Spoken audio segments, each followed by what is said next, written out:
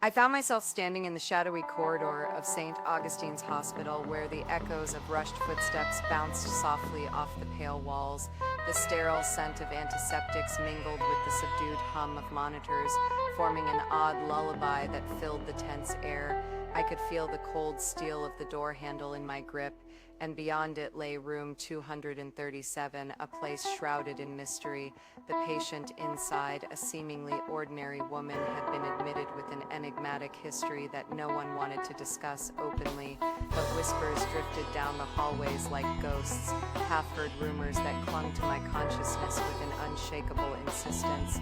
Her silence was a vacuum, powerful and unnerving, drawing everyone in. Every day I watched her from a corner, her eyes holding a stillness that made every breath she took feel like a solitary note in an unplayed symphony. Then came the night of the storm, blaring sirens masked as thunder, lightning slicing through the darkness, and in that electrified moment the truth of her past began to unravel. But before I tell you more, if you are feeling what I am feeling right now, please leave a like. It helps me keep going. That evening, my instincts had pulled me to room 237 once more. Rain slapped against the window like it was trying to break through, and the room felt colder than usual. As I approached the side of her bed, I noticed an unassuming folded piece of paper peeking out from beneath her pillow. My heartbeat quickened, caution wrestling with curiosity. Slowly, I moved closer and gently pulled it free. The paper was worn, its edges frayed, a silent testament to its age. Though her eyes were closed, her fingers rested protectively over her chest, guarding her secrets even in sleep.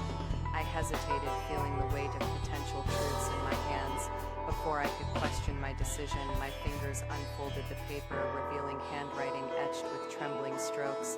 Sentences floated with fragments of regret and longing, and at once I knew this was no ordinary note. Each word felt like a whisper from the past, a voice echoing through time.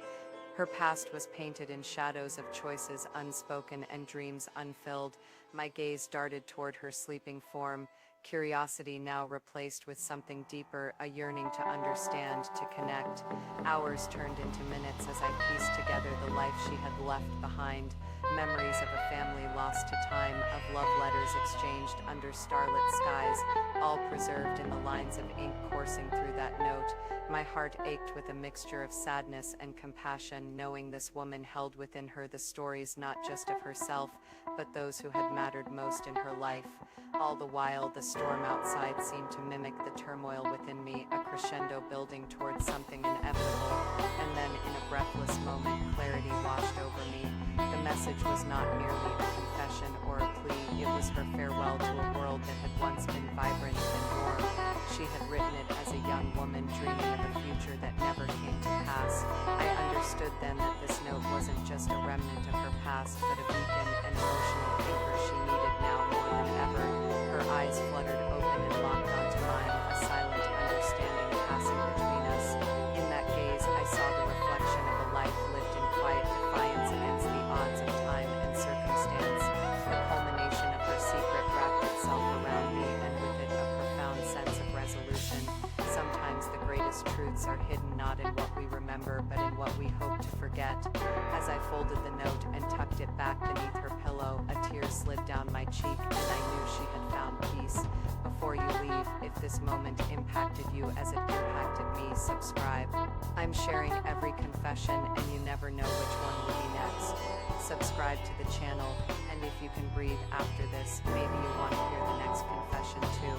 Sometimes the truth we avoid is precisely the one we most need to hear. See you in the next video.